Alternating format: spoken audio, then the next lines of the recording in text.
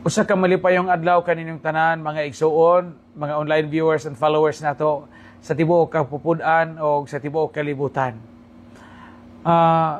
Karong adlaw, sugdan nato ang hangyo, pagtubag ang hangyo sa ato mga kaigsuonang mga matuuhon. Na sila mga pangutana nga nanginahanglan og katinawan, no, bahin sa atong mga doktrina, sa atong mga pagtulunan sa relihiyong Katoliko, Kristiyano ug iyon man sa mga kostumbre nato o mga practices nato isip mga Katoliko Kristiyano. Unya, di man nato ni maapas og tubag sa usa ka yugto, so ato ning anam-anamon. Karong adlaw atong tubagon ang question or pangutana sa usa sa atong mga followers nga nanginahanglan usab og katinawan. Gikan ni Mamaylin Hugo, gikan sa Dakbayan sa Davao. Mabuhi ang mga taga Davao nga nagsunod kanunay sa atong vlog, sa atong Panyalandungi FB page. Ang pangutana ni Mamaylin nga iyang gi-chat nga kanato ingon siya, "Good morning, Padre. Unsa ang pag-ampo human sa pagdawat sa ustiya o pagkalawat?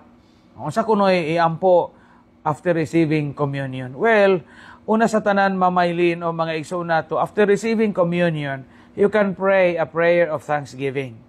Ang pasalamat ta sa Ginoo nga nakadawat ta sa iyang lawas ug dugo na mag-ampo ta nga malig-on ta diha sa atong pagtuo.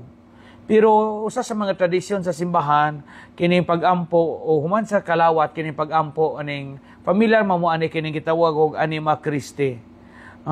Kantahon bitaw ni, "Soul of Christ, sanctify me, body of Christ, save me, water from the side of Christ." Na bitaw na, "Wash me, passion of Christ, give me strength."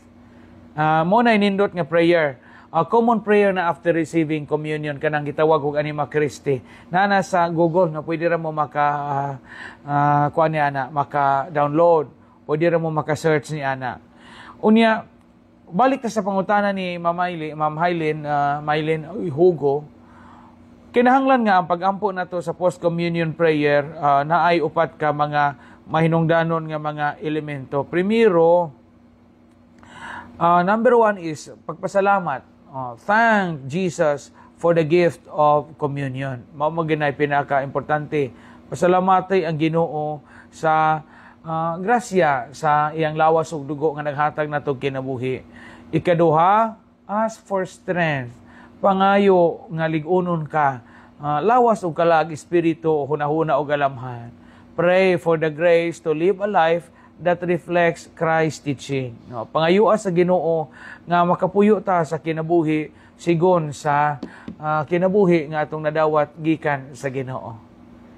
So, Mamaylin og mga igsuon nato nga mga online viewers, akong balikon unsa ang pag-ampo nga angayan, unsay atong silent prayer after receiving communion, the moment you go back to your pew, human ka ng communion.